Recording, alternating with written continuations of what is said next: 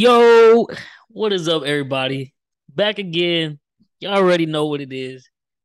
For all you podcast viewers out there, or podcast listeners, I know y'all can't see what I got on, but for everybody who tuning in on YouTube, y'all already know what the fuck going on, man.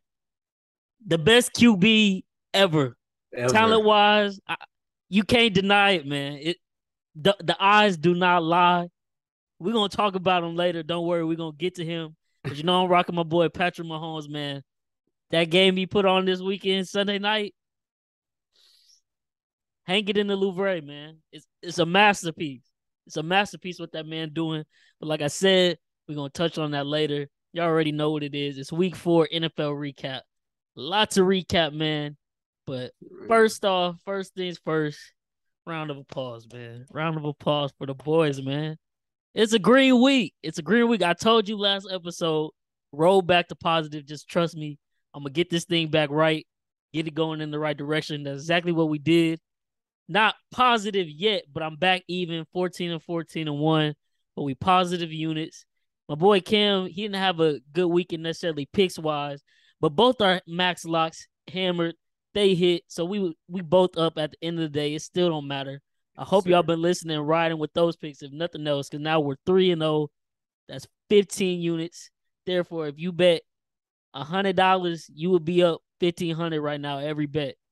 So, hey man, listen to the boys. We know what we talking about. You know what I'm saying? We gonna have our max lot tomorrow for our pick'em episode, and I think we already know what we're gonna go with, but we might hint at it later in the episode. But yeah, man, let's get into this week 4 recap. Starting off with Thursday night. Let's talk about it. Me and my boy, we hit up Twin Peaks. Go watch the game, man. We sitting there chilling. Tua drops back. And honestly, when it happened, I was sitting there. You can ask him. I was like, bro, does he not see the get away? Like he kind of just stood there. Defender got a hold of him, just ragdolled him straight to the ground, head snapped back, and then probably one of the scariest scenes in recent football memory since was it Shazier from the Steelers Yeah. paralyzed himself. It looked like Tua almost died on the field. He really caught a seizure, locked up everything. He had no business playing, and now hindsight is 2020, of course. But of course, someone had to be the fall man, so they fired the doctor who cleared him. But yeah, man, even if the doctor cleared him, somebody in Miami should have known. Do not play that man. He did not look right whatsoever. That was not a back injury when he was stumbling the week prior versus Buffalo, man. But talk about that game, man, because I think we were both kind of rooting for the Dolphins, and even with Teddy Bridgewater, it was still a game, but Teddy Bridgewater ended up throwing a late game interception when they could have had a game winning drive. But you see anything that makes you think the Bengals are back, or you think they still got a lot of questions left to be answered? And how you feel about Miami after watching that game now with the Tua injury? Um, I think the Bengals are they back on track. They back on the winning side. It always feels good to win a game no matter how it is. A win is a win. I would like to see I know Chase, he kind of got back on fire towards the end of the game, but I need some more. I got him on my yeah, fantasy team. I I need need some more more, out of him. Chase. Yeah. Definitely need more out of him. T. Higgins, he was balling out, but I think he caught another injury going into week 5. But I think they back on the right track now. The Dolphins, man, like you said, somebody had to take the fall, and the that doctor took the fall. He got fired, but honestly, I think it should be some more firings honestly, because come on, man, like we all seen what happened week 3. He wasn't Tua wasn't supposed to be out there playing, man. They wanted to call it a back injury. This man was like stumbling, like he didn't even know where he was. Like it looked like he was drunk. So He would have just fell if his lineman ain't hold him up. yeah, hold him To up. so So it's just like that was no back injury. That was he was cut. He had a concussion. He probably had a concussion going into the game, and it's like, bro, it's like players gonna want to play no matter what injury it is. You have to make them sit out. a concussion is like a serious injury. So, Coach McDaniels, he's an idiot for keep on saying that, oh, Tua's fine. Oh, he might play this week. No, bro, Yeah, sit no, he sit needs that to sit man. out. He needs to sit out. Yeah, man. And So I seen some report earlier. Some brain doctor, neurologist, he was saying Tua's concussion is like at one of the highest severities of like the way it happened because he was probably already concussed beforehand, and then to double up and get concussed like even more with that type of play that happened. And I mean, I don't know if you remember that movie that came out with Will Smith that was called like Concussion, where it was based on the NFL CTE research and all that. yeah, Basically, the doctor was saying Tua realistically should never play a snap again in his life. Now, will that happen? No. no, But that's what he was saying. So you definitely don't want to see anything happen to him, especially like while he's still young. But it's gonna be kind of interesting to see how his career plays out and how he is, post career, because CTE has kind of been a more prominent thing that's come about for a lot of players that are retired now, and there's a couple retired players that look like they have some early signs of CTE. A couple former players who aren't necessarily retired, like Antonio Brown, who looking like they a little dinged up in the head, man. Brain injuries are definitely nothing to play about. Miami definitely fumbled the bag on that one. On this one, like you said, it should be more people fired than just the whichever doctor got fired for clearing him. Some yeah, of them trainers need to be fired. Some of them coaches need to be fined. And I know hmm Stephen Ross was already suspended to start off the year. That's the owner of the Dolphins, for those of you who don't know. But he needs to be probably fined again and added to his suspension, because I'm sure he still had a final say in like what went on, or he was obviously kept in loop, like, hey, this is what we're gonna do with Tua, because he is the owner at the end of the day. But yeah, man, there needs to be a lot of punishment handed down to that Miami Dolphins organization, and hopefully they didn't ruin their what could have been a promising season, because they were right on track. Like we were saying last week, all they had to do was take care of business. They could easily get first place in the AFC with their schedule, and they already got the tiebreaker on the Bills. And they were honestly, it wasn't the best game they had, but they were doing what it was a winnable game. They were in the game the whole time. Tua goes out, even with two out, the it was defense fun. did enough for the offense to still stay in it. With Teddy Bridgewater had that nice pass down the field to Tyreek. What was that, in the late third, that cashed There, my prop over 5.5 receptions, and they were right there. And Teddy Bridgewater sold them with that interception late in the game, which ultimately gave the win to the Bengals, man. But yeah, it definitely sucks to see. Hope two is better, but like you said, he does not need to be playing whatsoever this upcoming week. I I don't even know if Mike McDaniels realized what he was necessarily saying in that post game conference, but the fact he was like, yeah, we're monitoring to his health. He's in good condition right now. He hasn't been ruled out or whatever for like, no, just that should have ruled him out off rip. And I think they got a bye within the week after that, or within the next 2 weeks. So yeah, low key, he might need to just sit out for some time. I know that might not necessarily be good for their playoff hopes, because they got the they got the Jets this week. This is definitely a winnable game for them. Um, Vikings, that might be a tough one. Steelers, another winnable game. If he can sit out them 3 games, they could definitely make it out of there 2-1, if not 3-0. So yeah, this definitely should be health over play. And like I say, the player's not gonna hold themselves out, so somebody got to do it. That's definitely on the Dolphins organization. As for the Bengals, I don't know if all their problems are answered. They beat a terrible Jets team the week before this. Like I said, they probably lose that game if Tua stays in. If in my personal opinion, and they still should have lost if Teddy Bridgewater didn't sell the game. I still got to see more from them, and they got a tough matchup, divisional opponent in the Baltimore Ravens, who are coming off another bad loss of their own, which we'll touch on later. And I don't know, this really gonna be a prove it game for both of them. Like, are they pretenders, contenders? We gonna find out this Sunday night primetime game, man. But I'm definitely excited. My first lean off initial like feelings, I go Ravens, because the Ravens have now lost two home games in a row, both in fourth quarter comebacks where they just completely fall off the wagon. I it'd be very hard for me to see them losing 3 games in a row at Baltimore. But hey, who knows, man? That's left to be seen. But next up, to that hip hip cheerio, whatever you want to call it, that game in London, man. I don't know if it was prime time, but it was looking like it was a Kirk prime time game for a minute, man. Saints gave them a run for their money.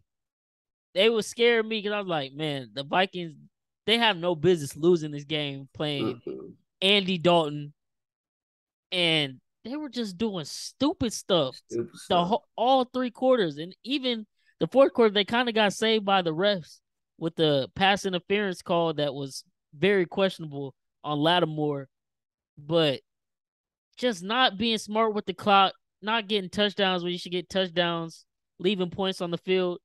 And then Andy Dalton started dicing them boys up. And then I don't, I mean, like I said, we're not coaches, but come on. When Taysom Hill gets on the field and lines up as a quarterback in shotgun, what do you think is coming? He's either running left, right, or up the middle, but he's running the football. They ran that play 5 times, and Minnesota didn't stop it not one time. And I was like, bro, this is why I can't trust the Vikings. I know I said they were gonna win a lot of games, but stuff like that, man. But they got it going at the end. My boy Jay Jettas, you know what I'm saying, put up some fantasy points for us. We still took an L because people like T. Higgins went off. But yeah, man, how you feel about that game and watching, Kirk in morning prime time in London, man? Man, it was a close one all the way to the end. We're glad they finally got their best player. I'm talking about the Vikings.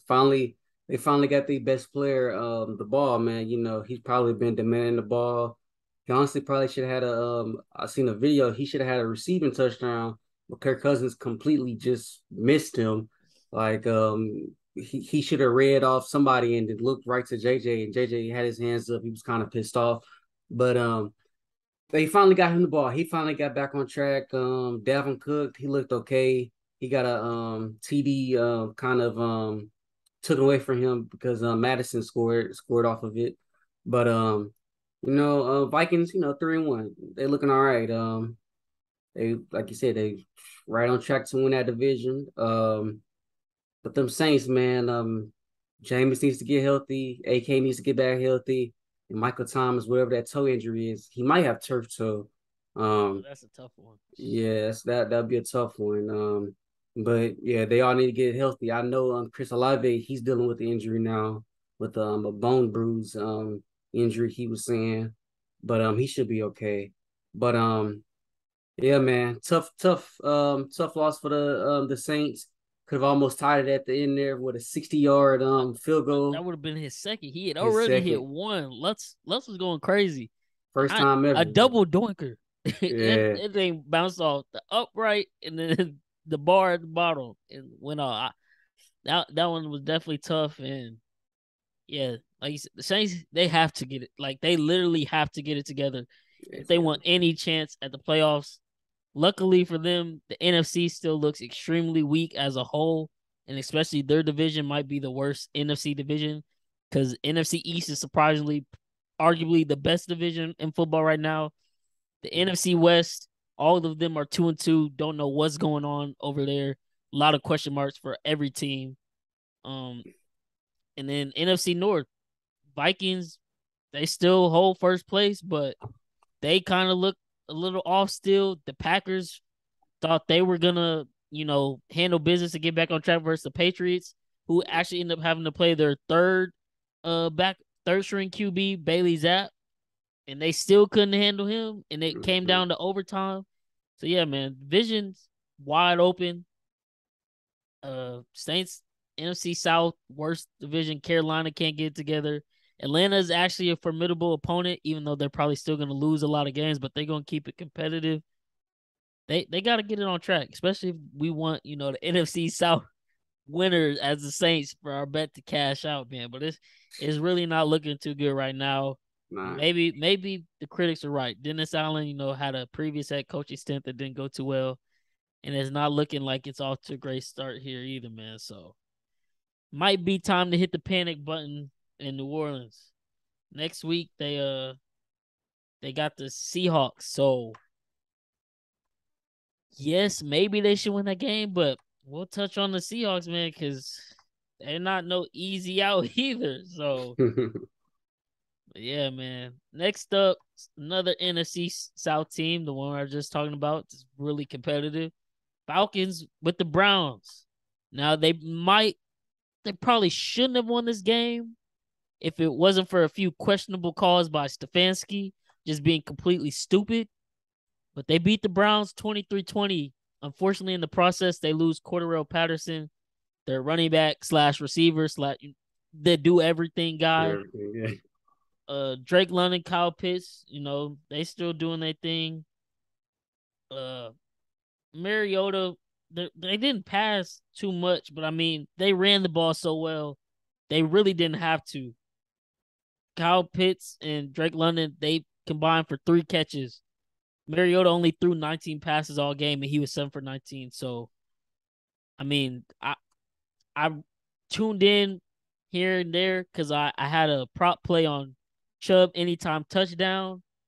But yeah, somehow Atlanta comes out with this win, and it's another loss where the Browns kind of like, you can't be losing the gimmies while Deshaun is out if y'all want any chance of, still being in playoff contention by the time they get him. They dropped the one versus the Jets. This game, they're driving late at half on the 1 yard line, 50 seconds left, all 3 timeouts. They run it with Chubb. He gets stuffed.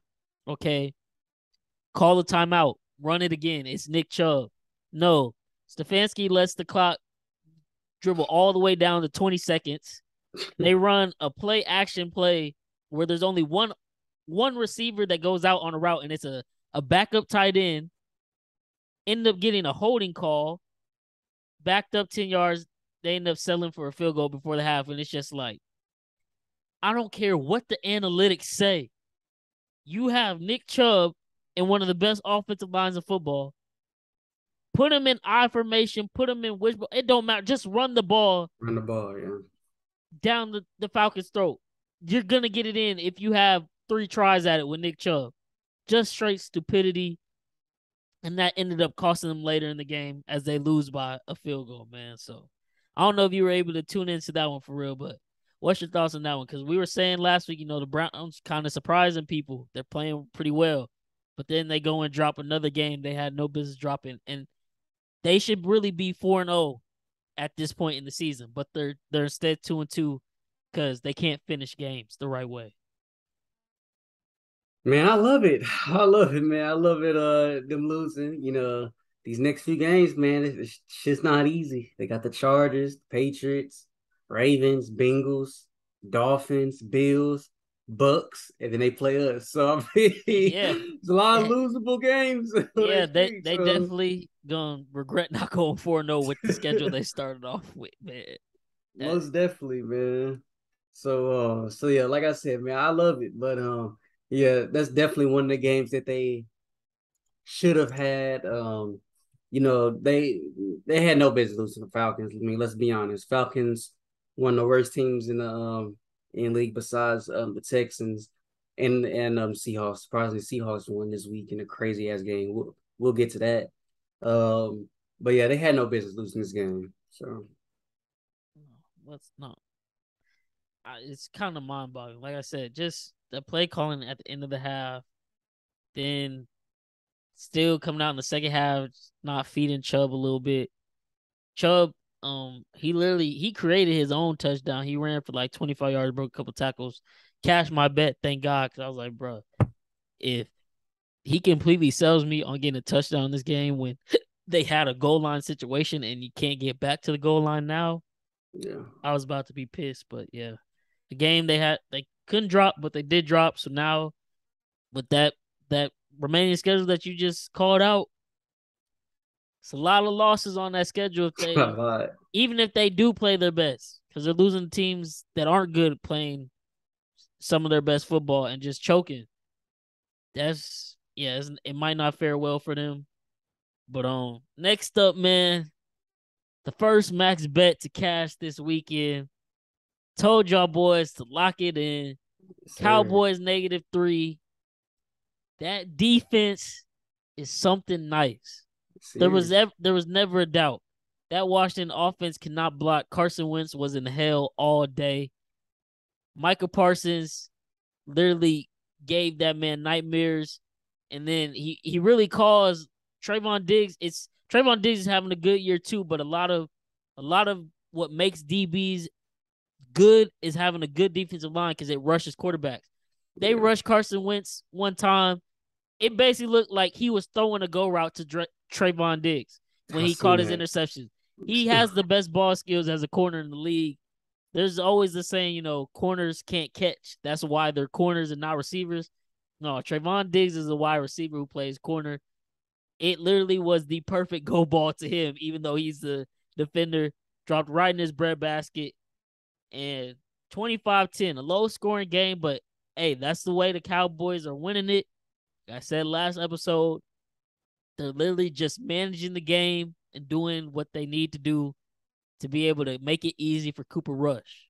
Still on the bandwagon. It's Dak.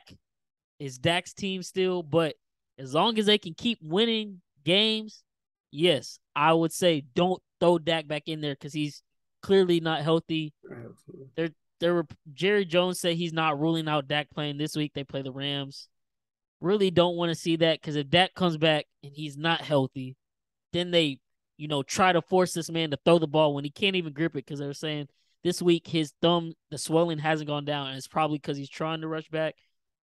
All hell is gonna break loose on media about the Cowboys. You already know how that's gonna go, and it won't look good. People are gonna be calling for Dak's head when it's really not his fault.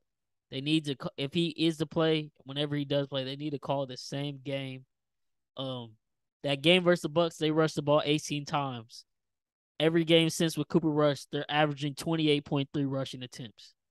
And last week they didn't necessarily get the yards they need on the ground, but the fact they rushed the ball, kept the defense open and honest, made it easy for Cooper Rush to operate in the play action. It's the recipe for them to win. You need to stick to it, even if Dak is a $40 million QB. Like, if it's gonna help, increase your odds to produce Super Bowl, it's worth it. Because that's what's escaped them for the past 30 years now. So they definitely need to stick with that. But I know this is just another chapter in your Cooper Rush needs to start book. So go ahead and talk about that and explain why you think this is even more reason why Cooper Rush needs to be the guy, man. Nah, man. Like I've been telling you, man, this defense, this Super Bowl, definitely Super Bowl caliber defense. I think they have what it takes to win the Super Bowl. And now they're getting guys like Michael Gallup back, the guy Schultz back, even though Schultz playing through actually a PCL tear right now. I think the same injury Zeke played with last year, so it'll be tough on him. But yeah, man. It's no reason for Dak to even rush back. Like you said, it's still his team, so it's no reason for him to even rush back this early. Because I mean they're winning games, and as long as they win the games, he can just come back at the right time. If you want to come back during that Eagles game, then let him come back to that Eagles game. But I think he should just sit and get that thumb healthy, get it down swollen. As long as Cooper Rush is winning games, there's no need for him to come back. I know I seen a stat. Cooper Rush was he first ever Cowboy QB to start off 4-0. So I mean he's getting it done. Like you said, they game managing him very well, kind of playing conservative. As long as they run that ball, man, they shouldn't lose. So They I shouldn't. mean we And we'll see though. even and with the Rams this week, I mean, I think they got the Rams as like 6.5 favorites, at least when the lines opened up to start the week, I believe. But I can still see the Cowboys easily win that game because the Rams do not look good They don't whatsoever look right good. now. Matt Stafford has no connection with any receiver not named Cooper Cup. Allen Robinson is looking like a bust right now over there, and I don't even think it's necessarily his fault. It's that Stafford's not looking his way whatsoever.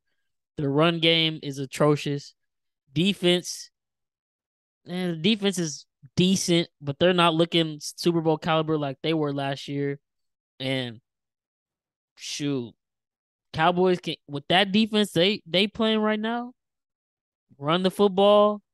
It might be a little more difficult, with Aaron Donald plugging up that middle, but man, they can still easily win that game. Now, the funny thing will be if they do mess around and beat the Rams this week with Cooper Rush. You already know now people will really. Oh no! Now this Oh yeah, new Cooper Rush team, because Dak wouldn't do this, but I'm telling y'all, man, it's literally the game plan now that Cooper Rush is a quarterback. They need to use the same exact game plan with Dak, and then they will. The Cowboys. It pains me to say the Cowboys would seriously be Super Bowl contenders if they ran this game plan with the healthy Dak.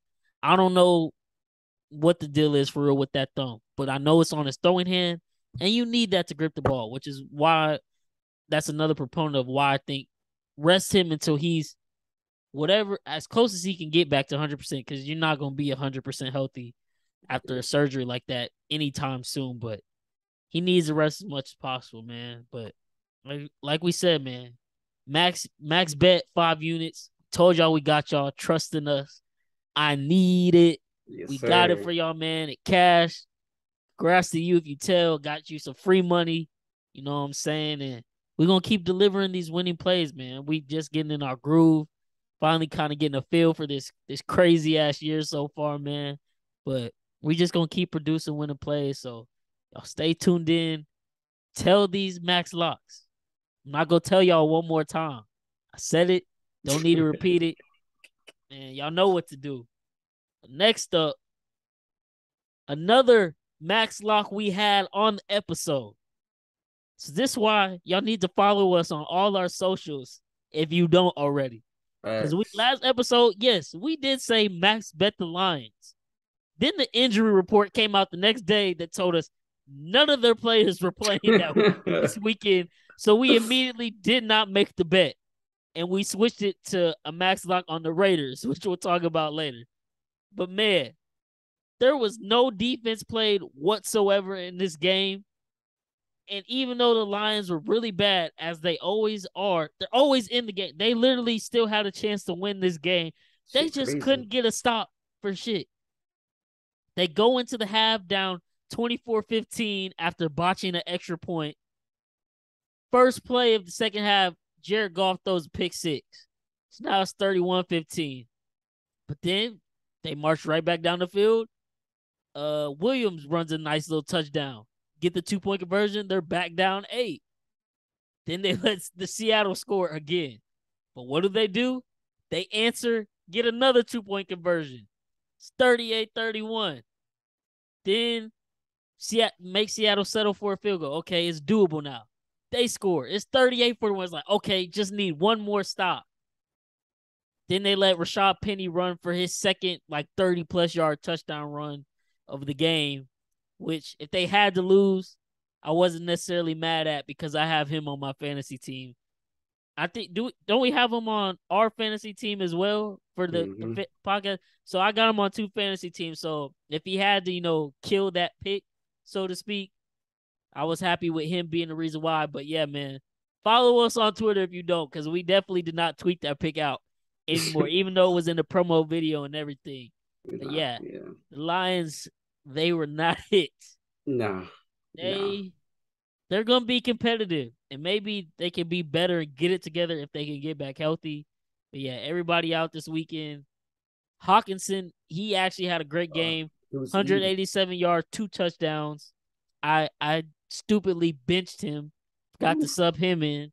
So he had 33 points. Definitely missed out on that. But yeah, man, Geno Smith. 4 weeks in, he's got better stats than Russell Wilson. That's all I'm saying. Mr. Let's Ride.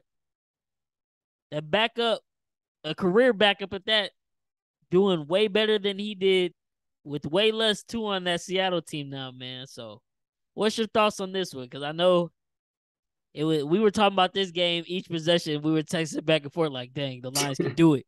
No, they can't. It's the Lions. Yeah, they can do it. No, they can't, man. Just score after score, get your hopes up, and then they bring them right back down or Right let back Seattle down. score, man. But go ahead and talk about this one.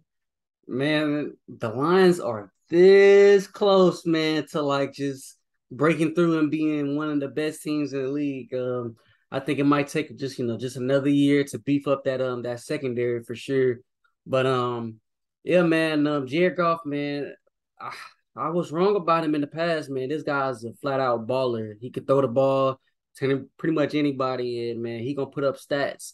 He went crazy this game. I believe I seen a stat on Twitter. It says Jared Goff has now been in 3 of the top 10 highest point games in NFL history. So like that's just fucking crazy to like even think about. But man, yeah, man, them Lions, they looking. I mean, they putting up points, but like I said, they that defense not looking really, not really looking too good. The Seahawks, man, they Gino, he surprised a lot of people, man. I know last year people was Surprised me. My man, apologies, Gino. I disrespected you. Look, I just I suspected, wrote them off. I wrote yeah, them off. that's You know what around I'm me up. They saying? tried to round me up, but no, man, for sure. Yeah, man, I was one of those guys that was riding off Gino. Everyone was like, last year was like, man, don't sleep on Gino. He actually looking pretty good. I just couldn't see it. But this year, like you said, he's doing more than Russ ever did with less. So maybe shit, maybe it wasn't a team. Maybe it was just Russell Wilson. But Geno Smith had a good game. Rashad Penny had a great game. And then let's gotta talk about DK pulling off Paul Pierce. Go go go into the locker room to take a poop with on the cart. He said that Yeah, clinch lock wouldn't work. yeah, no, because literally I had clicked off of the game. I'm watching. I got Direct TV, so I'm watching a little sports mix. But there's one that has 8 games and then one that has 4 games. So I had switched off, and then I seen I think it was when you told me the Texans were coming back.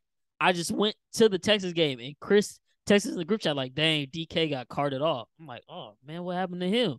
So then when I went back to the mix and I was watching the Seahawks game, I'm like, I'm looking at DK on the field right now. What is going on?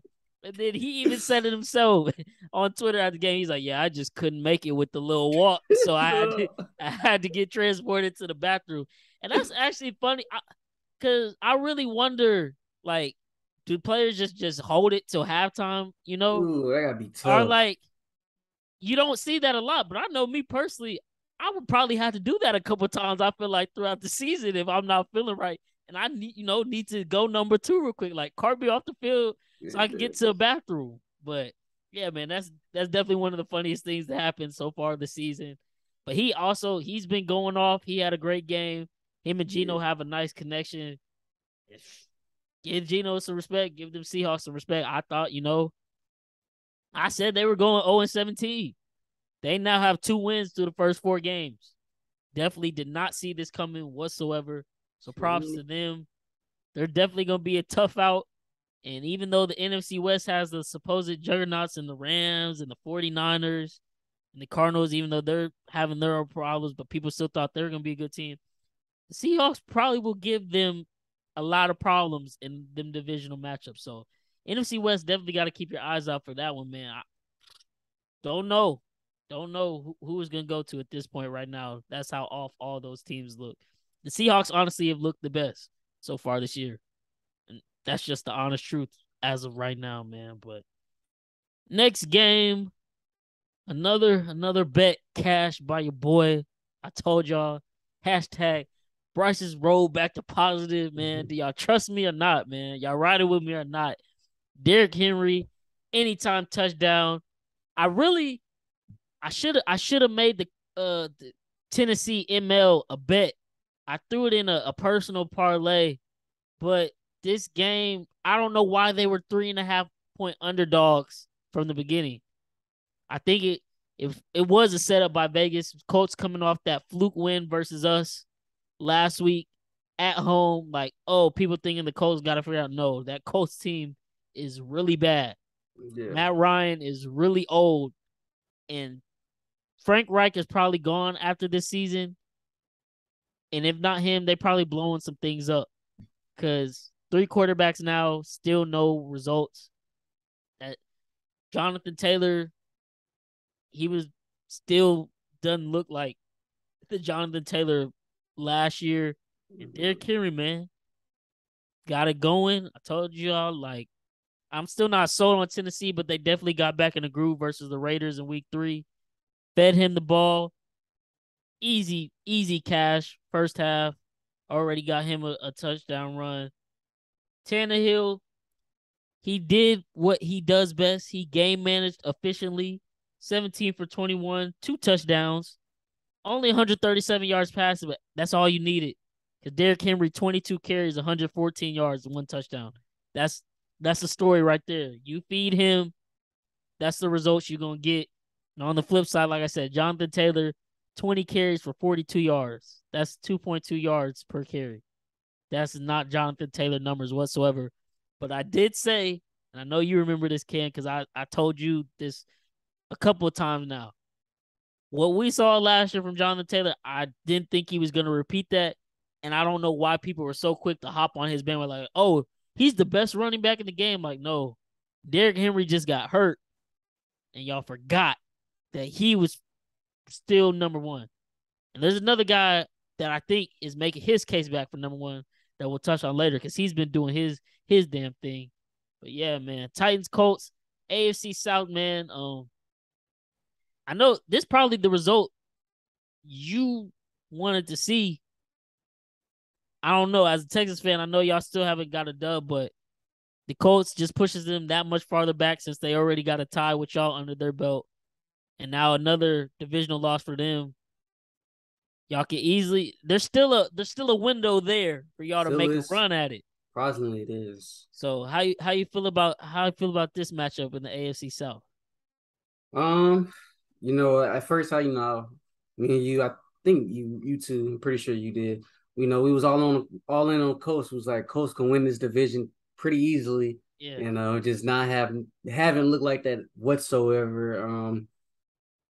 Tennessee, they've been balling out, man. Ashton, shout out to y'all, man. Y'all been the past two games, y'all been balling out, and y'all doing the damn thing. Big divisional win for them. Like you said, I still feel like that AFC South is still up for grabs, but I think either Tennessee or the Jags still gonna win it. Uh, thing it was with JT, I believe he's dealing with some type of injury, but shit, you called it like you said, beginning of the year, he's not the best running back in the league right now. It's still King Henry or it's still the other guy that we gonna get into. Um, but yeah, man, Colts not looking good at all. Matt Ryan looks old.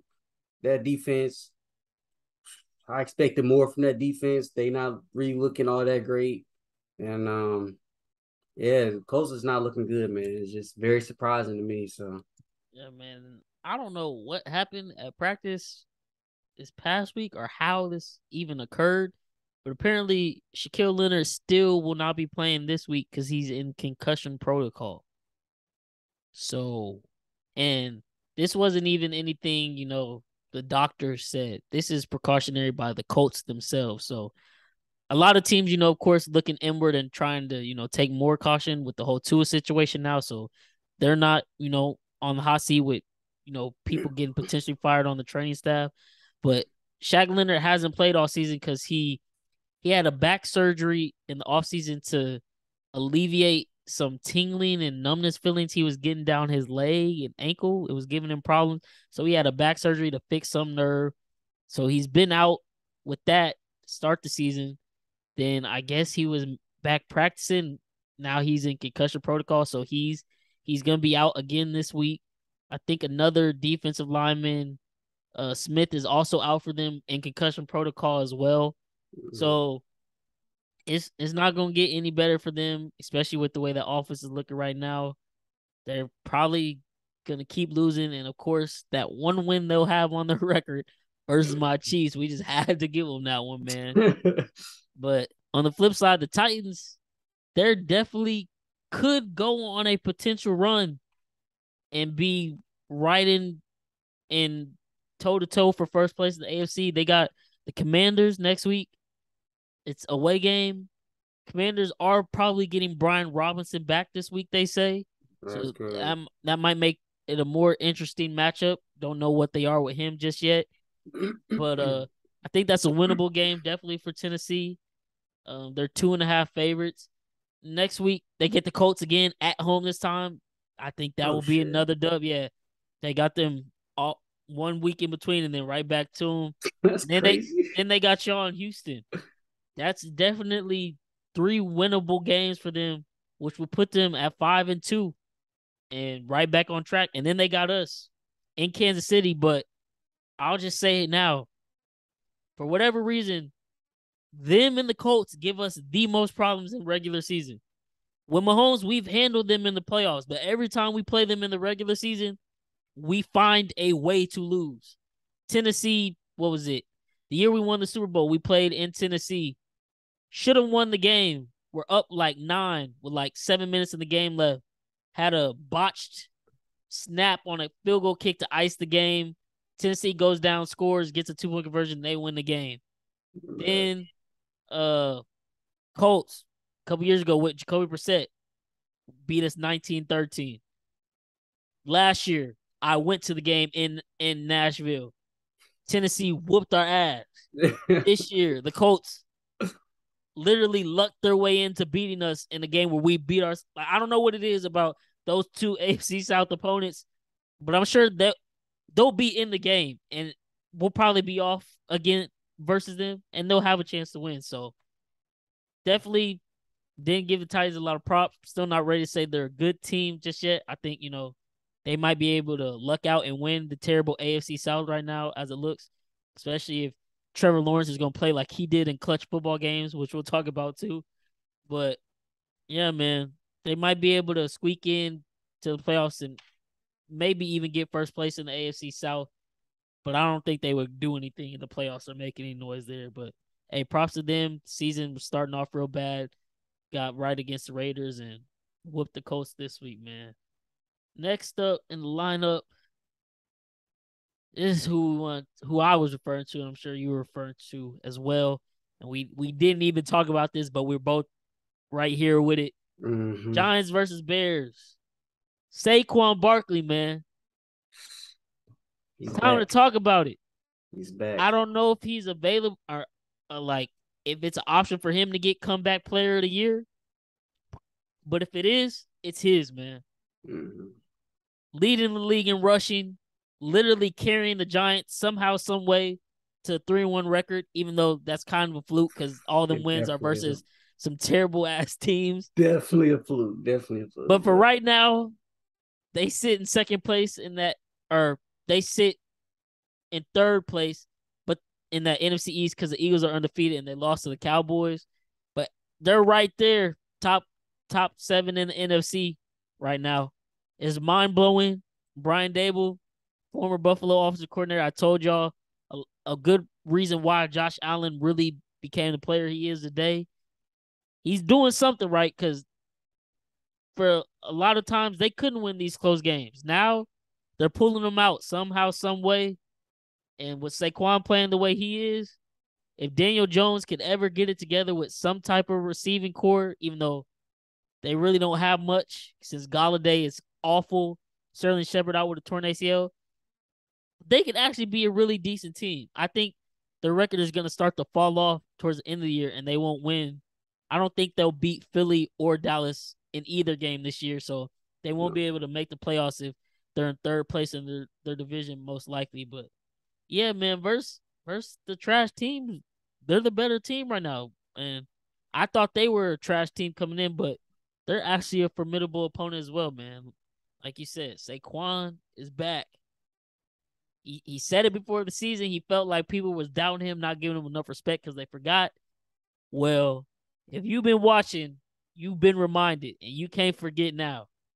This is what he was, everything he was projected to be. This is what you saw his rookie year, and even more. He's doing the damn thing, like you said, man. Touch on that boy Saquon, because that's probably one of the better pickups we got in the fantasy draft. Because a lot of people weren't too high on Saquon like they should have been. There were some people who kind of saw it, but there are a lot of people who are like, nah, I wouldn't take him top 4, top 5 running backs. There's some better people out. But you think people who took Jonathan Taylor right now don't wish they grabbed Saquon instead Oh, in definitely, fantasy? most definitely. Yeah, man. Touch on that. Oh man, it's just glad he's back, man. Last year, like I said before that, that Dallas injury he had versus Dallas, whatever. He was actually doing pretty damn good. Like he was one of best running backs at the time. He was actually, like I said, doing pretty good.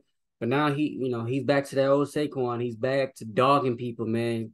I mean, he is pretty much the New York Saquons right now. No, It's literally all him, bro. Like seriously, you know, they don't have a great receiving core. I know they probably getting Wandale back and also getting Kadarius back, but I think now we're gonna start seeing teams actually stack the box on them and not to probably try cut to. you off, but this week we might see the first time ever where NFL team consistently puts 9 in the box. Because I don't think they're gonna have a quarterback this week. Oh yeah, they not. They probably Tyrod not. Taylor, Daniel Jones went out in the game with the injury. Tyrod Taylor comes in, immediately gets concussed and gets knocked out the game.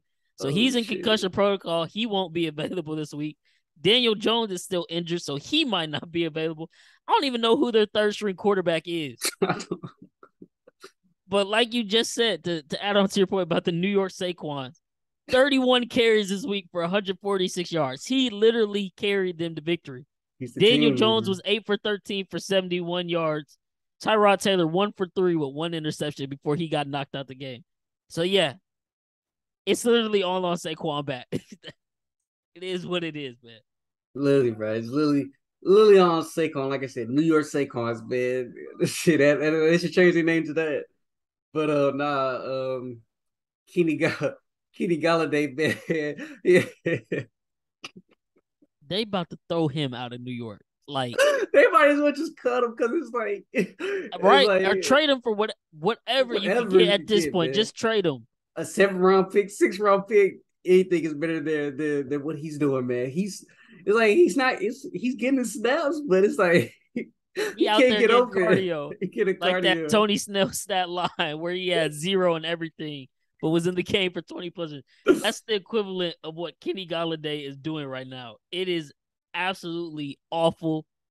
Sickening. 0 catches again this game on 1 target that he did get. He doesn't even look like he wants to be out there. So that's what makes it hard to even kind of trade him because it's like you can't even like showcase any value of him. Yeah. And at this point, like I said, Bellinger was their leading receiver this week. 3 catches for 23 yards. That's a tight end. Yeah, I was about to say, I don't even know who that is. Yeah, he's a bottom half of the league tight end. So that's what they're working with. I said both quarterbacks injured. I don't know what they're gonna do. I'm gonna literally have to look up who their third string quarterback is. They might not have even had one. They might have had to pick up somebody or sign somebody from the practice squad this week. But they got the Packers, and the Packers are negative 8-point favorites. Oof. I would love to bet that, but the way the Packers play this week, I don't know if I can honestly do that because I don't know what the fuck is wrong with them either, man. So yeah, who knows? But at the end of the day, the Giants are 3-1, all on the back of Saquon. The Bears, they fall to 2-2. My boy Justin Fields, it's just gonna be a struggle of the year. He did complete nearly half of the completions he already had through the first 3 games. He was 11 for 22 for 174 yards, but Oof. that Chicago Bears team, they just don't got anything. The fact that they're 2-2 is amazing. So, hey, they It's some at this point they should really be tanking. They need some better draft yeah. picks. They need to get some more young talent into that team, and hopefully they do that before it's too soon. And Justin Fields is like, "Hey, I'm trying to get out of here because this is gonna literally ruin my career and probably shorten it if I play for y'all for too long because he gonna rush around, take a bunch of hits. That's not good for him. But that's enough on that game. Next up, man, this one disappoints me so much. I feel like this. I feel like this is just another one of them games where Vegas paid somebody off because it doesn't make any sense. Jags versus Eagles. Jags come into the game +6.5. You heard it here first. We were on the Jags +6.5. It was one of my boy Cam's picks. I threw it.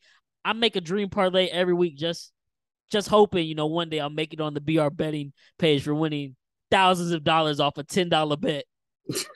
I had the Jags. I bumped it all the way up to +8. And they start off the game 14-0. Start off the game with a pick six. Then they drive down the field, get a touchdown. It's like, oh, yeah, this is the Jags people warned us about. They came to play. We looking like, oh, smooth selling. Because at the very least, if the Eagles come back, no way they go up 3 scores ahead or get 3 scores unanswered, and now they beat the spread. No way that happens. And then Trevor Lawrence happened. The same thing that plagued him last year, turnovers. This man had 5 turnovers. I That's know it was crazy. bad weather, but the Eagles are also playing in the same weather. Jalen Hurts is playing in the same weather. He wasn't fumbling the football like this. And Doug Peterson maybe got a little too cocky. They're up 14-0. This is what ultimately flipped the momentum of the game, and it was downhill from there. They're at like the 48-ish yard line probably on the Eagles side of the field. 4th and 3. Punt it.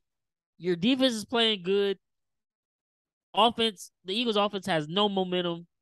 Try to pin them deep in their territory. No, they go for it. Now, honestly, the play probably could have worked, except that Trevor Lawrence just literally dropped the ball rolling out of play action. Literally just dropped it. That's turnover number 1. Eagles go right down the field, score. Next thing you know, Trevor Lawrence gets the ball back. What's he do? He throws an interception.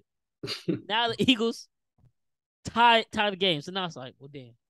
Okay, but y'all can still get right. No, Trevor Lawrence continues to fumble the football. 4 fumbles, y'all. 4 with the interception. One of the worst games of his career, if not the worst so far, Christ especially when you life. consider how they started and what the game was looking like it was going to be had he not done this.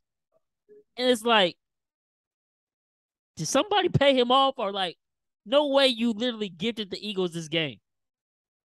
And they could have really cemented themselves as a favorite in the AFC and put a stranglehold on the AFC South early on. And no, they choke it away. So I know this one hurt because your +6.5 definitely should have been covered. Definitely. Instead, they lose by 8. It was a P for me in the parlay. The Lions ended up selling me in that one, but still, I was looking at that nervous, like, what in the world is going on, man? So, how you feel about watching that one, that game completely just go to shit and ruin your bet? Like I was saying, man, Trevor Lawrence one of the worst games of his probably of his life because I know he probably never played like that ever in his life. 4 fumbles, just unacceptable. Uh, but shout out to the Eagles, man. They just keep finding ways to win. I mean, they beating good teams. I mean, they find ways to win. Miles Sanders, man, he's running that ball this year. He's toting that thing this year. AJ Brown still looking like receiving one over there. Great pickup for them. Excuse me. That defense over there in Philly, shit, might have to start talking about them. One of the best defenses Yeah. in the league right now. They just getting turnovers after turnovers after turnovers. But yeah, man, this game that +6 should have definitely hit. Jags really did disappoint me this week. Just like you said, Dougie, he got too cocky, man. You know that separates guys from like him and like Belichick. Belichick gonna punt that ball. He gonna trust in his defense, even if it's like like in field goal range, like at the fucking like 10-yard line, and it's like 4th and 3. Bill Belichick gonna kick the field goal rather than like going for it, rather than other guys, these new coaches that are in the league right now. But yeah, Philly just keeps on winning. So right Yeah. now looks like best team in the league. So I like you hitting that. I don't know what it is with these coaches and these new analytics, but sometimes just make the common sense call, common make the sense. common sense play. They be going away from it, and it literally is losing them game. Even Peterson did that. Harbaugh, I was really about Harbaugh did it this weekend. Like the analytics is cool. I get it. The next gen stats. Oh, the percentage of winning increases when you do this. But if you don't execute, it literally the percentages completely flipped the other way. Had that game easily. Momentum wise, everything was going good. Offense was shut down by they were shutting down Philly's offense, and then they do that, give them a short field, and they were rolling from then on out. Um, for me personally, I don't know if I'm ready to call the Eagles the best team in football just yet. I want to see them versus the Cowboys because the Cowboys have had their number for the past couple years, especially Jalen Hurts. So I want to see that one before I proclaim them, the best team in the NFC. But if record wise, they're the only undefeated team left, so I get it. They deserve all the props. Give it to them. They are balling. That was our NFC East winner, so I'm rooting for their success. Make us look good, prove us right. But Jalen Hurts definitely was a pretty good game for him, especially to start off with a pick six and not let that spiral and lead his team back from down 14-0 and capitalize off Trevor Lawrence's mistakes. Gotta love to see that. And he definitely, I don't know, because it is the overall Eagles team is just playing so good, which is why they're winning games. Jalen Hurts is obviously playing good himself. I don't know. It depends on who you ask, where he falls in the MVP race as of right now. But for me, he personally moved into the top three. After Lamar loses, I can see if people want to kind of flip flop them or switch them out. Me personally, I'm gonna still keep Lamar too because he's still having an amazing year. It was another really bad half of football, but I'm not ready to move him out of the top three. But I will put Jalen Hurts at 3 for my MVP race as of right now because he's the best player on the best team. But still, I still just want to see a little bit more. But that Cowboys game, if they handle their business, hey, I'm ready to give them all the props in the world, man. So definitely got to stay on the lookout for that. Another game we don't necessarily have to touch too much on, but Jets versus Steelers, man. It is now officially Kenny Pickett season in Pittsburgh. Yeah. Mitchell Trubisky was that bad. He didn't last more than 3.5 games. And now he's probably gonna end his career as a career backup for the rest of his time, man. Because went to Buffalo last year to back up, try to learn behind Josh Allen. Come to the Steelers. They have some good talent on that offensive side of the ball, and you not doing nothing with them and losing games. 3.5 games, and he's out of there, man. Kenny Pickett, unfortunately, his first throw was an interception, even though it wasn't necessarily his fault. Went off his Definitely receiver's not. hands. Definitely not his fault. But he ended up bouncing back. I think he had like 2 rushing touchdowns, if I'm not mistaken. Kind of pissed me off. He But was he was, trying to battle, win, do his thing, but Steelers take another L to the Jets and Zach Wilson, who threw 2 interceptions himself. Honestly, depending on what the odds are, I might bet on him throwing an interception because he usually is good for one every game, it seemed like. But Steelers, man, this probably will be Tomlin's first losing season. It's looking like a complete rebuild year. I know they're throwing Kenny Pickett in there now, and you want people are hype on him, and he'll probably be a decent QB. But as far as leading them to the playoffs in that division in the AFC North with the Ravens and the Bengals the way they are, nah, I can't see it right now. I think this will be the first year that Tomlin missed the playoffs, and we'll be right on that. Even though it hurt us to go against him, we made the pick to start off the year, and it's looking like that's probably going to play out as we called it, man. So, how you feeling about that one, Kenny Pickett season? I know you a big Kenny Pickett guy, and you've been rooting for this. You've been telling me every week, bro. They need to just put in Kenny Pickett, forget Trubisky. So, it's pretty Trubisky, man. I'm totally glad that they finally given Kenny Pickett of a chance. Don't sleep on don't sleep on the Steelers, man. Don't sleep on them. I know they lost this game, man, but they was already behind once he came into the game. That first throw, man, that was not his fault at all. He gave he gave sorry ass Claypool a chance. Claypool is 6'4", going up against a 5'9" corner, and this and this motherfucker could have come down with the ball. Sorry ass dropped the ball. It was right in his hands. It was a beautiful ball. This motherfucker couldn't catch it. So it's whatever. But I think we're gonna see a very different offense. We're gonna see a lot of passes thrown. I think now teams was really stacking the box on Najee, so he couldn't really get things going. And now once they see Pickens, Pickett can actually throw the ball, they're gonna start covering these receivers. I mean, they got three good receivers, and they got Pat Muth. He's looking like one of the better tight ends in the league right now.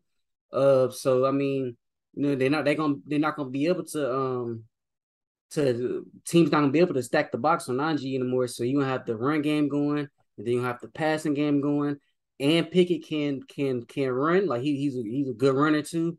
So it's gonna be a very different Steelers offense. That defense is a little bit shaky because they're giving up a lot of yards They are in missing the air. arguably the best defender in the league in TJ Watt, And which TJ, yeah, I said that week one. It was a great win that they upset Cincy, but then they kind of almost lost their season in a sense. I said they lost their season because they did lose TJ, and they are definitely missing him right now on that defensive side of the ball because they're not able to get as many stops as they could with them. They're still playing great defense, but with Trubisky, they have to be that much better. And you miss a TJ Watt, you're not going to be able to be that much better when you can't get pressure on the quarterback.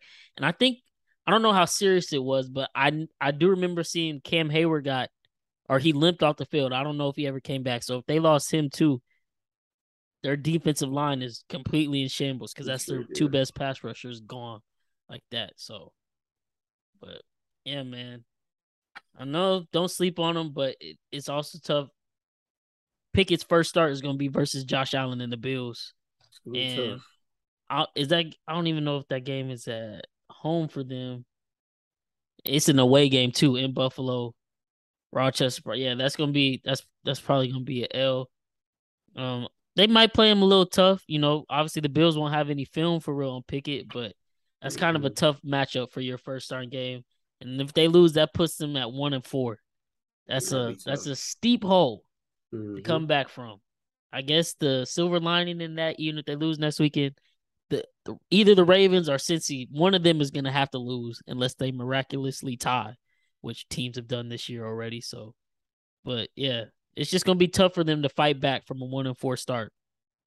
If we're going with they probably lose to the Bills, who are a much better team as of right now. But yeah, man, it's tough in Pittsburgh. But moving on to the next game, man, I by the skin of my teeth.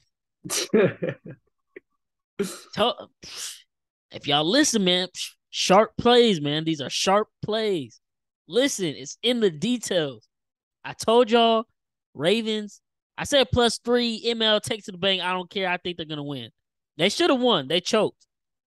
But on the page, man, follow the Twitter at I Needed Sports Pod 4 E's. I bought half a point. -120 odds. Ravens +3.5. They lose by a field goal. It cashes. Trying to tell y'all, man. There's free money. But yeah, man, the Ravens, they shouldn't have lost this game. Nah, Get they out shouldn't. to another great start. First possession of the game, Josh Allen throws an interception. It's a bad weather game, raining all game. It got progressively worse as the game went on. But the Ravens, J.K. Dobbins was doing his thing. He was looking like the old J.K. Dobbins. They're up like, I think 20-7. I want to say maybe it might have been 20-3, and Bill scored a touchdown late in the first half to make it 2010. I think it But they was were up 20. by three possessions. Another game where they're up by 3 possessions in the second half, and they just completely fall off the wagon and choke, ending the game. They're driving. They're fourth and goal. Harbaugh's reasoning for this post-game press conference was that he didn't want to put his defense in a 4-down situation because if they kick a field goal, the Bills are going to go for it every time. Rather, with go for it, and if not, pin their offense deep and trust his defense. And I get it, but it's kind of like a double-edged sword because if you're saying you're going to trust them to hold them, with them pinned deep in their own territory, why couldn't you trust them to just get a stop in 4 downs if they got to travel basically the whole field still too?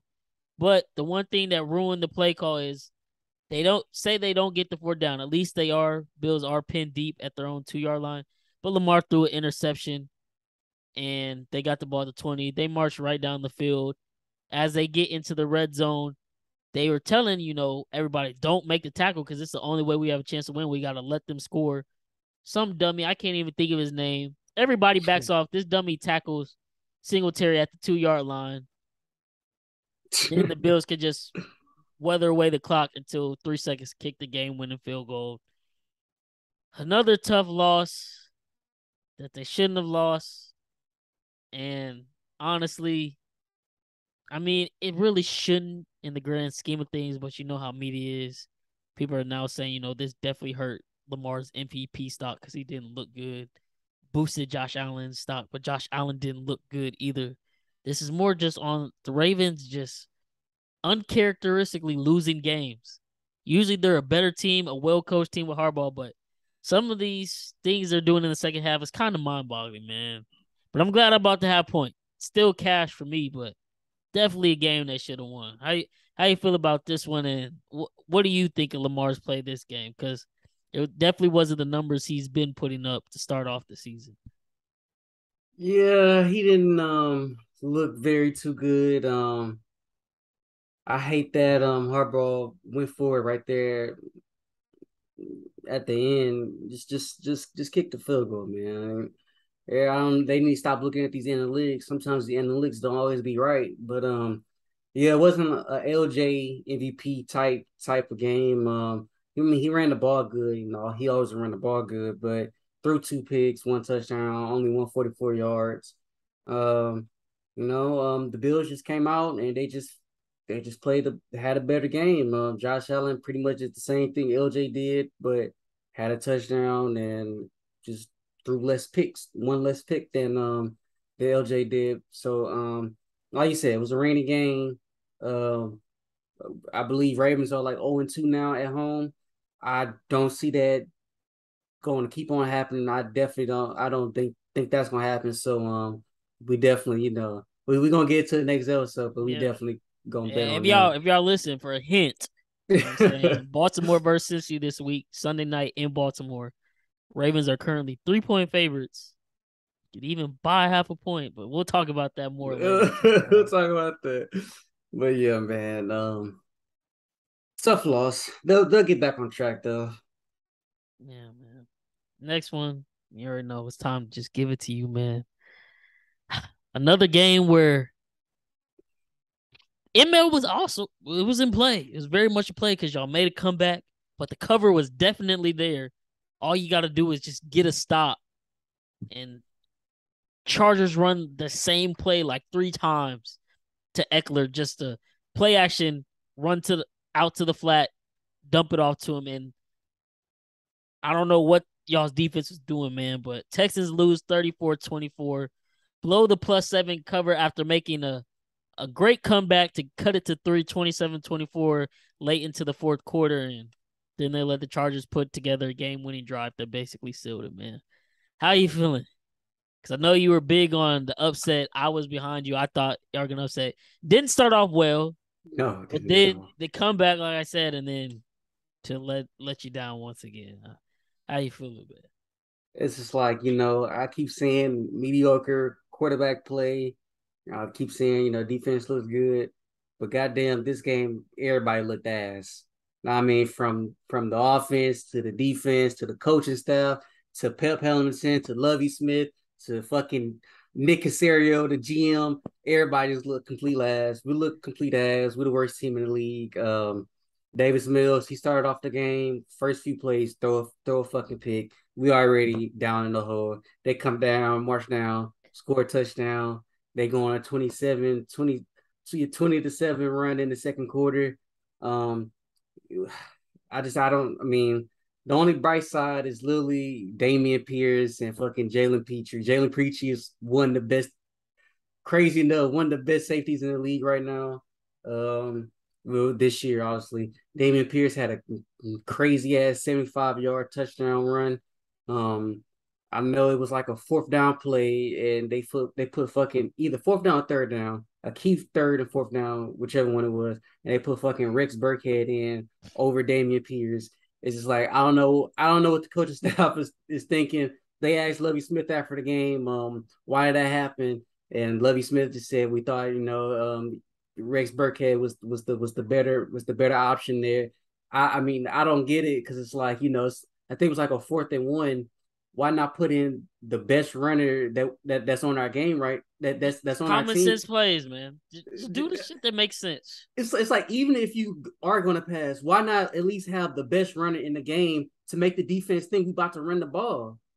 So they they think, oh, we ran the ball, do like a little play action, the pass. I mean, it's common sense. It's just it's stupid coaching, stupid decisions sometimes for the players. But I just want to say, actually, that second half, Davis Mills actually played very well, surprisingly, because he usually start off okay, then second half he's horrible. But I don't know, man. It's just it's tough to see. We're literally like in every game, like I keep saying. It's like the Lions of last year. We're literally right there in every game. We just fall apart. I don't know. We just fall apart each and every time.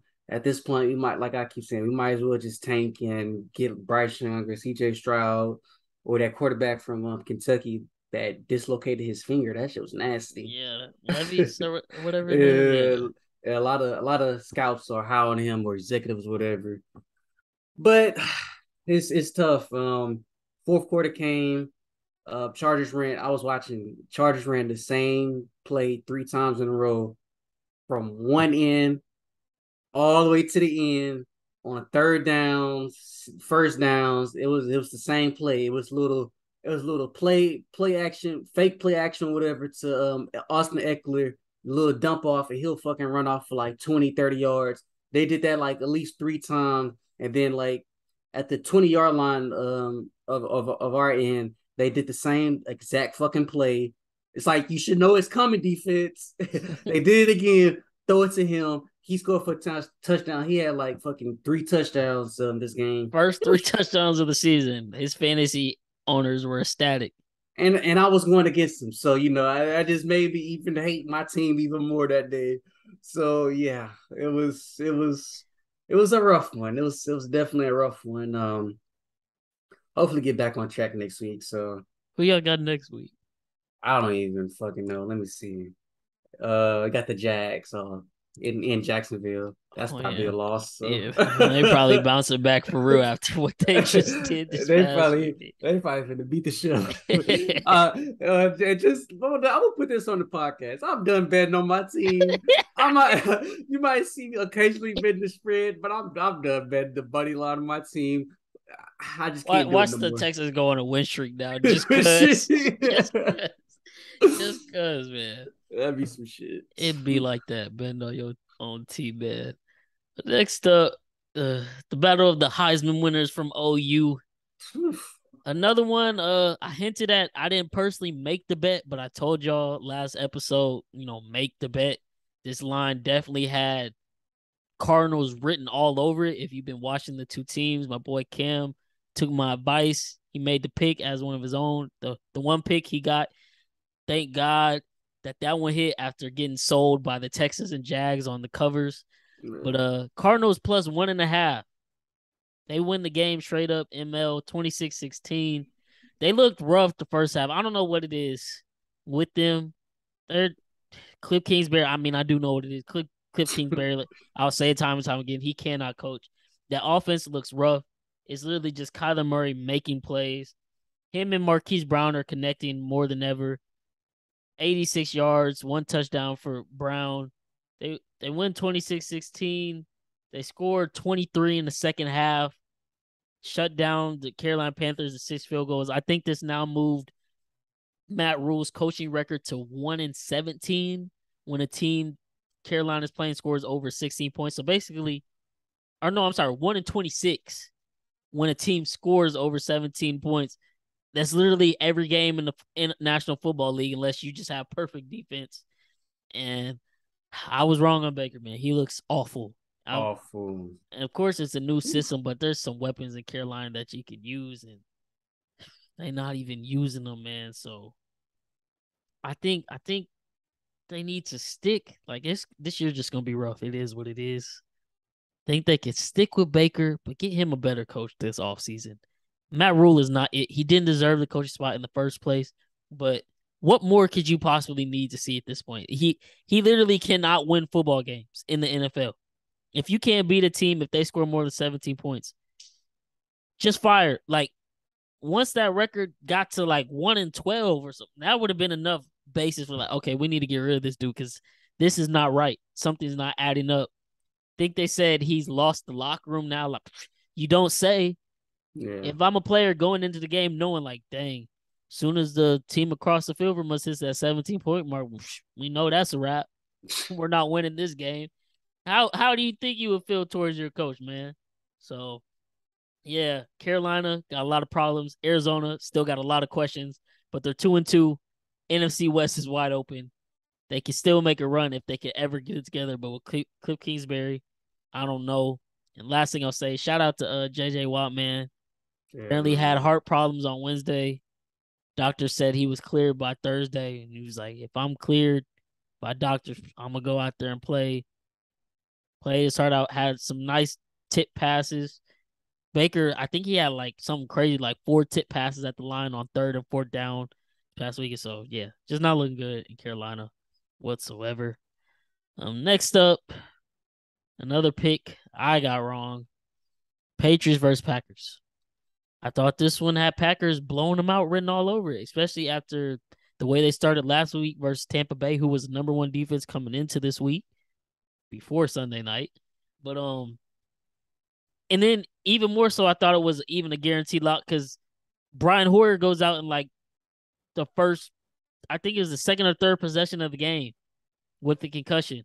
Now the Patriots have undrafted rookie Bailey Zapp, who went to Sam Houston Yeah. at quarterback. I'm like, oh, the Packer defense is gonna eat him up for sure.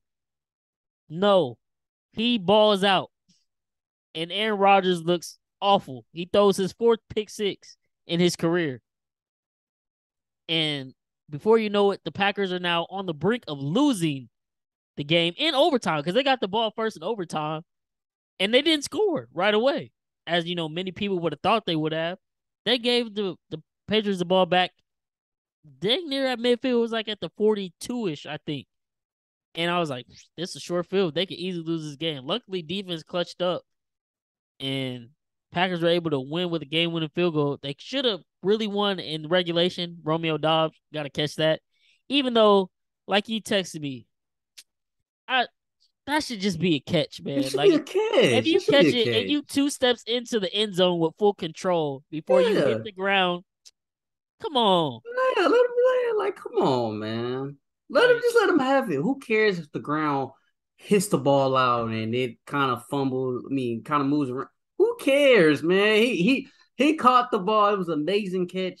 Let him have it. yeah. He broke the plane. Let him have it.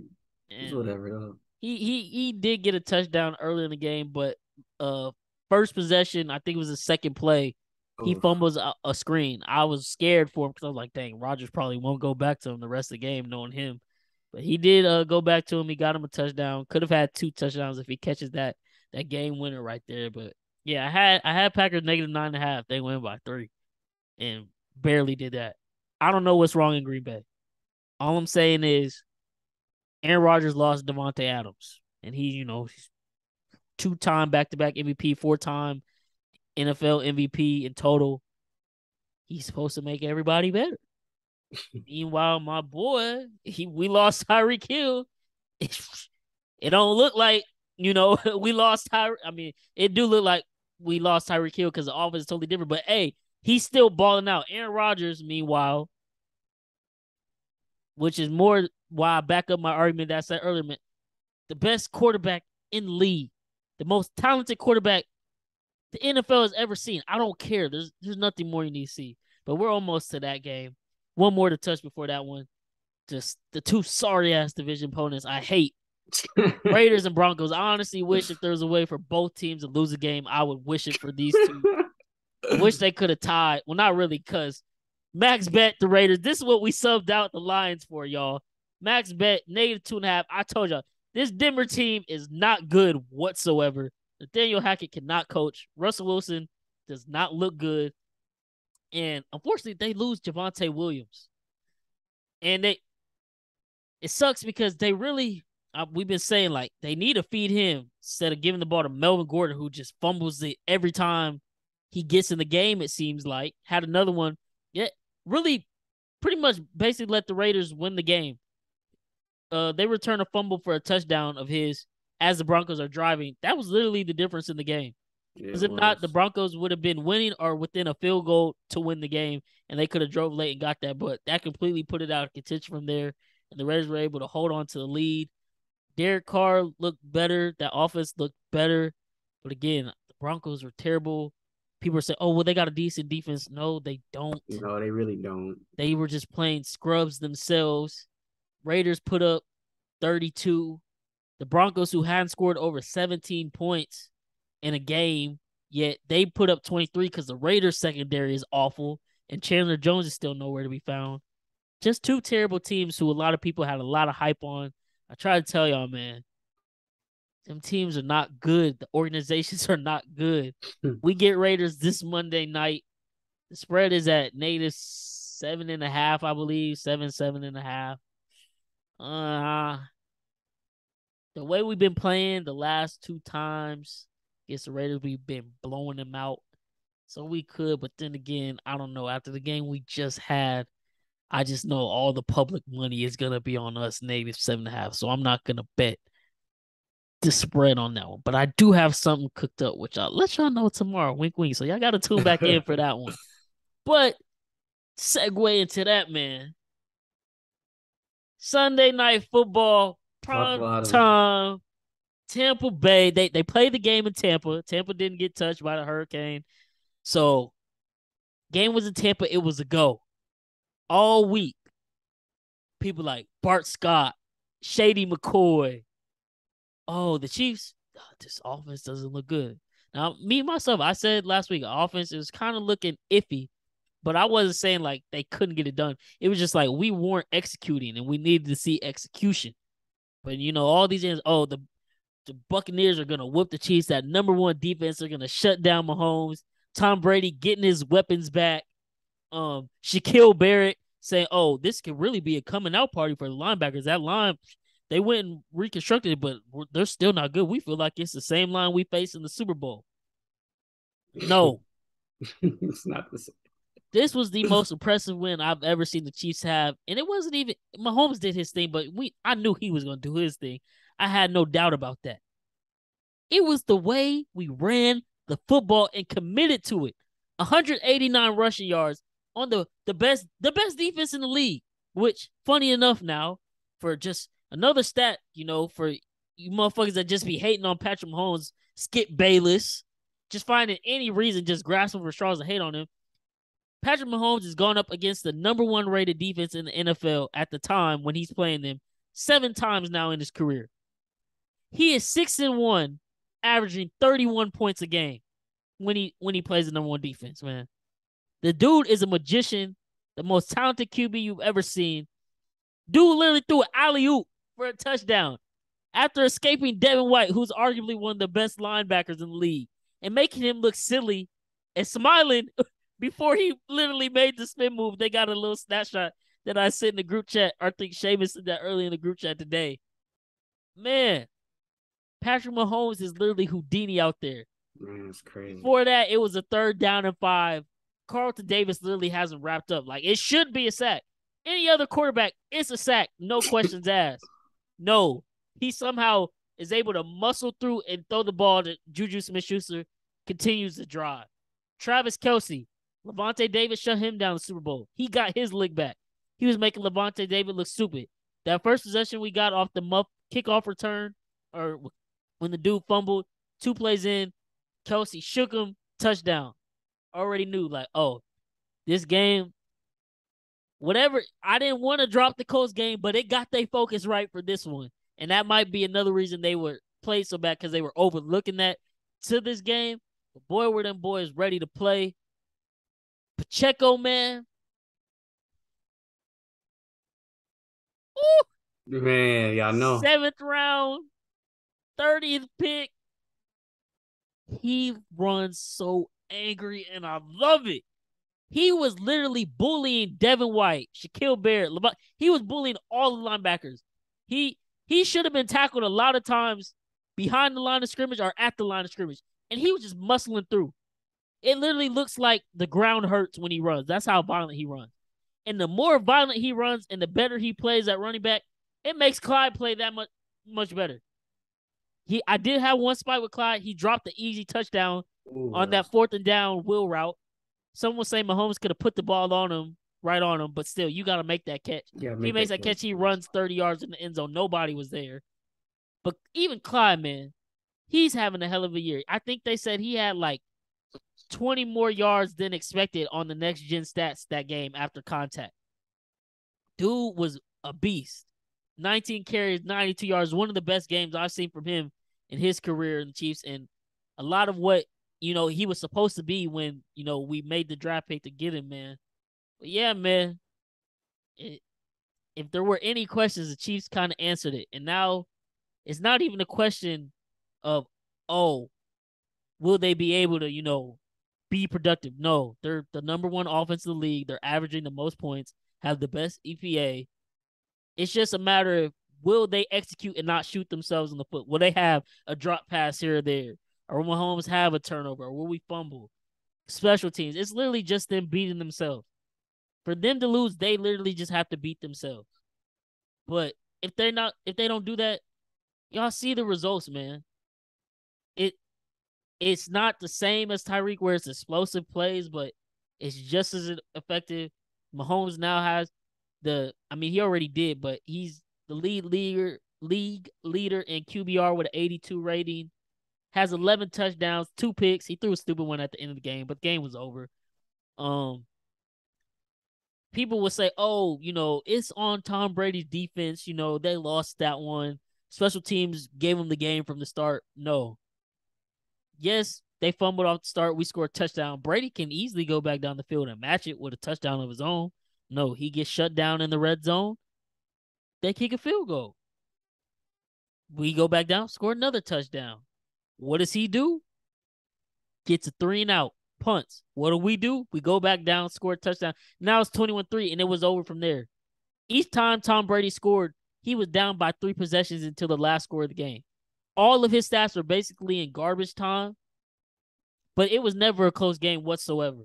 We whooped their ass from beginning to end, and obviously it can't be revenge for Super Bowl because, they got the rings at the end of the day. Can't take that away from them. But, man, we could have just had a line back then and not all of them got injured before that game. And Mahomes, who had a broken toe that he had to have surgery on like 2 weeks later, y'all know what the fuck would have happened. Stop playing with us, man. And honestly, the way it's looking, man, not to sound like Tony Romo that year when we played them in the regular season, but honestly, it just feels like we might just get this matchup again for a Super Bowl. And honestly, that's if we're gonna win a second Super Bowl and Mahomes to be solidified as a GOAT, like I said earlier in previous episodes, I've mentioned it multiple times now. I want my lick back versus Tom Brady. Now, because we whooped him this bad, they'll definitely come out more fired up, if that was to happen in matchup again. But I will say, we were missing Willie Gay, who's suspended. We're still missing Trent McDuffie, our best corner. We're missing a lot of key pieces on our defense. We had Leonard Fournette for 3 rushes and -3 yards. We shut them down. We made them completely go away from the run game whatsoever. And Tom Brady had all his weapons back. So whatever excuse you want to make, we whooped the ass, point blank, period. I will say, because we were whooping them so bad, and I texted you this earlier, the Bucks, Brady definitely found a rhythm with his receivers moving forward, and obviously that defense is going to want to bounce back after the showing they just put on this past week, because that definitely still is a top-tier defense in the league. Don't get it twisted. Mahomes and company are just that good. Put some respect on their name. But this week they get the Falcons at home. Oh, They've they're now gonna beat lost the two shit out of the games in a row. Falcons. Yes. Oh, it's not gonna be I have pretty. a play already drawn up in motion. They're like negative 9.5 favorites. I bought it down to the lowest. I won't tell y'all what that is yet, but from the stuff I've already hinted at throughout this episode, y'all can kind of see where I'm headed if I were to make a parlay. But y'all hear the final results of that tomorrow, man. But the eye test, man. I test literally The telling eye everybody. test. He is the Steph Curry of football. It's not the conventional way that you're supposed to do it. A lot of people can't do it. And that's what kind of makes people mad because, like, oh, well, nobody else done it and other people can't do it. He shouldn't be doing this. It's going to catch up to him. No, bro. Skip Bayless said this doesn't, the way Mahomes plays doesn't contribute to winning football. That's dumb as shit. He won a He's like Super Bowl. 54-13 now as a starter. They just be saying 8-3 shit. in the playoffs. 4 AFC. Like, literally, he said, oh, he's got the greenest light with Andy Reid. No, because Mahomes is so good, Andy Reid now has the green light to call everything he's ever dreamed of Yeah. because he can make every single play. And the play is never over, man. At this point, you're literally just a hater. He is the number one quarterback in the league. And he might not have the most explosive numbers this year, like I said. But at the end of the day, if we're playing this well and we're still winning games, he's MVP. And he's my number one right now. A lot of people still won't put him up there because they're haters. But we get the Bills week 6. We handle our business versus the Raiders this upcoming week. Beat the Bills, and he has a great game. He's MVP front runner, no doubt about it. Because that would make us 6-1 with the toughest schedule in the league, by the way. That's why it hurts that we dropped a freebie versus the Colts, because we could easily be undefeated playing the toughest schedule. But hey, man, people just gonna have to watch to see, and time will tell. As long as we stay injury free, man, and if they stick to the recipe they used this week running the football like they did, who's gonna stop us? Nobody. You can't stop that shit, man. With Clyde running like that, when Pacheco ran like that, then you gotta deal with fucking Mahomes running out the pocket, doing crazy shit like he did. I mean, come on. Come on, man. It's they. I'm just praying, we stay relatively healthy, and they just stick to doing that. No team in the AFC, no team in the league can fuck with us, and we will walk right back into another Super Bowl, and it might be first Brady, but whoever it is, they will be getting the best version of Mahomes and this Chiefs team ever, and it's gonna be scary. It's gonna be scary, man. I try to tell y'all, man. I know I'm biased, but Super Bowl champs, AFC West champs, AFC champ, like they coming for it all. They literally we choked last year. We fumbled away another opportunity at a Super Bowl. But at the end of the day, just like how the 2018 AFC Championship set us up to win the Super Bowl the next year, because it put that hunger back in us, and it got Mahomes like, oh, like y'all done pissed me off. Especially the way he played last year in that second half in the AFC Championship. He's taking it to a whole nother level that y'all didn't think he could. And I'm just happy I get to watch this week in and week out. It honestly this is the best time I've ever had watching football. You never know what's gonna happen with Mahomes. Every play is like showtime. That's why it's his nickname, literally. Showtime. The perfect nickname, man. Chiefs get it done 41-31. Game really wasn't even that close. 3-possession game, literally the whole game. Whooped their ass, man. Y'all know what it is. I didn't make the bet on the page because I felt like I would have jinxed it if I did that. But I told y'all I was taking them and betting them. I did. I won $100 off that because I have faith in my team. Like, I knew what they was going to do, especially on the revenge game, man. But listen, man. Listen to the hints. Listen to the bets. Follow the page. Stay up to date. Subscribe, man. It's all right here. It's all right. All right here, man. It is. But last game of the week 4 slate, man. We both called it. I don't know what it is about the 49ers and the Rams matchup, but the 49ers will literally whoop their ass every time. And last year, the Rams just so happened to get lucky in the NFC Championship game. That's literally it. 9 times out of 10, the 49ers beat the Rams, literally. And that was just that one time last year. Jimmy G, as bad as he looked last week, He didn't even do anything too special this week. I want to say like his passes, the passes he threw traveled like a total of like 57 yards, and everything else was yak. But when you get Debo Samuel and you check out the backfield and Kittle, that 49ers team has so much talent everywhere else. He can't do nothing but win, and it sucks because this is supposed to be Trey Lance's team. I have no doubt in my mind Trey Lance would have done the same stuff because Shanahan just has McVay's number. And so Stafford looks terrible. Can't throw it to anybody not named Cooper Kupp. Rushing game looks terrible, man. And you said stay away from it. I still sprinkled on it because I thought maybe with Trent Williams out there was a chance. No. Ain't The no way. 49ers have the Rams number straight up, man. Talk about this one, man, because you was definitely on this one for sure. This is a trap. Everything you called it. Man, surprisingly, the 49ers really don't look that bad. They got that run game going good. I know they're gonna get Elijah Mitchell back later on the season. Like he's man, Jimmy G, he just finds ways to win somehow, some way. Even though they got Trent Williams out, and then this game the backup got hurt, and they had to bring in a rookie that they drafted with like the fourth or fifth round pick. He was in the game, so now they basically using George Kittle as literally like another blocker. So he's not even really. I got him in fantasy. He's not even really getting like a lot of routes because he literally has to block and he's like such a team player. He doesn't even care about Yeah, catches no, he or likes or blocking more than he touchdowns. does catches.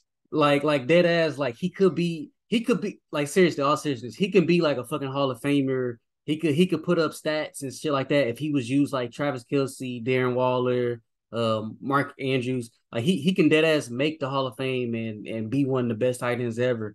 But he's literally in this Shanahan offense, he's literally like another blocking another blocker out there, and that's why I just value him so much more other than the rest of the tight ends because he's just such a special talent. But 49ers, they just keep on rolling. Debo, he had a crazy ass, amazing ass catch. He's try to tell one of my friends he's literally the best, probably other than Tyreek, but I think he's better than Tyreek running after the catch. He's like one of the best at that. It's literally like stats to prove it too. Running after catch, man, he's amazing at it because he just explodes and just takes off. But the Rams, man, they don't look good, man. Staff, he's only looking for one guy. He's only looking for Cup. Right now, I seen they were saying Cooper Kupp is literally on pace to break who record was that? It might have been Devontae's record for the most receptions in the in a season. Cooper Kupp is on pace to get 179 receptions this year. The record is 149. See, I was gonna add in. I mean, the way they are looking right now, especially if they don't get Odell back, I feel like I might just have to literally sprinkle on Cooper Kupp's over on his receptions every Every game. time, And every I'm mad game. because I didn't this game and it was over 8.5 and it was plus money too. And I was like, I Plus money? yes, they had it plus money because he only had 4 last week, but it was just a bad game all around from everybody. Like he had 4, but that was the most. I think Higbee was tied with 4 as well. But I was like, that seemed kind of off. But I was like, I don't know what that means. Maybe, the 49, because the 49er defense is close. I was like, maybe this is like saying like, oh, they might shut him down. But no, you already know where he's going with the ball, and he's still gonna get his, but nobody else is gonna get theirs, and it's not gonna produce any points. They end up kicking 3 field goals, no touchdowns. There were touchdowns there to be had, but couldn't convert, couldn't hit the open plays. I don't know what it is. I know obviously Allen Robinson is a new receiver, but come on. McVay is a smart enough coach. He can scheme up something. And Something, Stafford yeah. need to look his way at least, but like they're so predictable at this point. They do not look good whatsoever. It's looking very slim that they repeat as champs, which that's why I'm saying, man, like it's levels to this football shit, man. There's the Patriots dynasty, obviously, they're always contention year in, year out. They've had multiple times where they've gone to Super Bowls 3 times in a row. They had 2 3-peats, and then, I mean, 1 3-peat, but then they also went to Super Bowl 3 times in a row. 2016 through 2018, they just lost to the Eagles in between. But when the Chiefs won and they said running back, people like, oh, they won't do that. Like, it's hard to repeat. They were literally the best team in the league the next year. Should have went 15-1, but we rested the last game versus the Chargers. Then the Super Bowl, we just had all our linemen hurt, but they were the best team.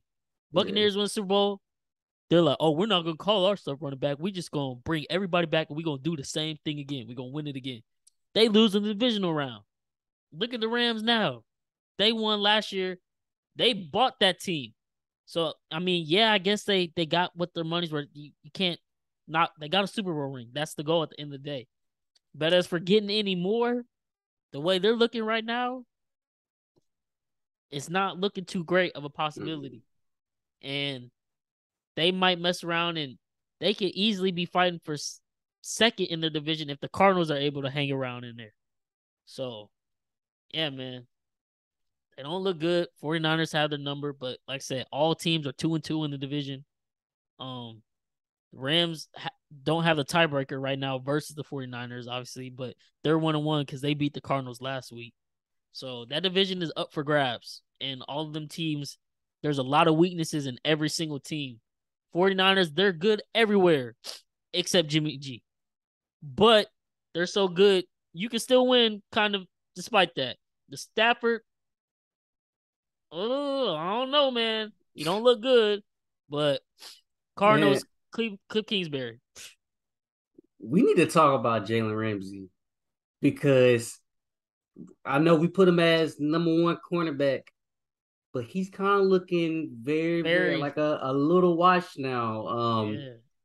Um, I was telling my I don't friends this probably, I don't know if he's washed, but it might man. be the ski. Why are they playing zone with him? He's just put him on the team's best receiver. Let him do what he does. But yeah, I don't know, man. Even in zone, he's the kill, man. He used to go crazy, but it's like now, like, see, this is my thing with cornerbacks. It's like I feel like you don't always need a lockdown corner. You just need some fast motherfuckers on your defense to cover other fast fucking receivers.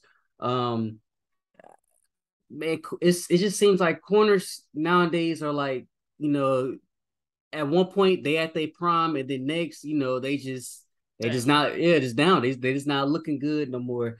I don't know. You just got to keep an eye on Jalen Ramsey. He's He's not not. having a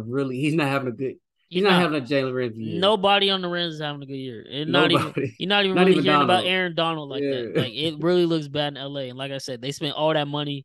And yeah, they got the Super Bowl, but obviously with that talent, you want to obviously still be in contention and trying to go for a repeat. But it's just not looking good right now. But yeah, man, that wraps up week 4. We'll be back tomorrow with the pick'em. You already know how it is. NBA season is right around the corner. Starts in like a week and a half. Preseason has started. So tomorrow's episode, more likely, we're gonna start off with our pick'em, run through that real quick, our best bets of the week, and then we're gonna hop straight into NBA with our boy Chris, as long as he's still good to go. But yeah, man, that's how it's gonna look from here on out. Now with the NBA starting, NFL recaps for Tuesday. We record Tuesday, send it out Wednesday morning. Wednesday we're gonna record pick 'em for the week in NBA. That's how it's gonna go, man. 2 episodes a week, staying consistent. We're gonna keep giving y'all this content. I Need a Sports Podcast. Your kids from the neighborhood, you already know what it is. A solid week, a green week. Max bets all hitting. We undefeated 3-0 on the max bet. Stay tuned tomorrow for our max locks. We up, man. You already know what it is. Boys out. Bryce, my dog Cam. yes, Another sir. episode in the books, man.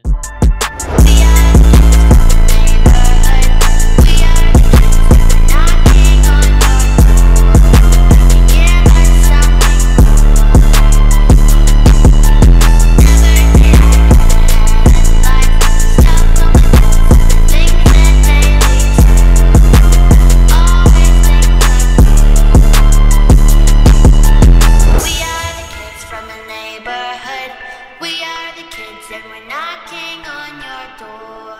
Can you give us something more? I need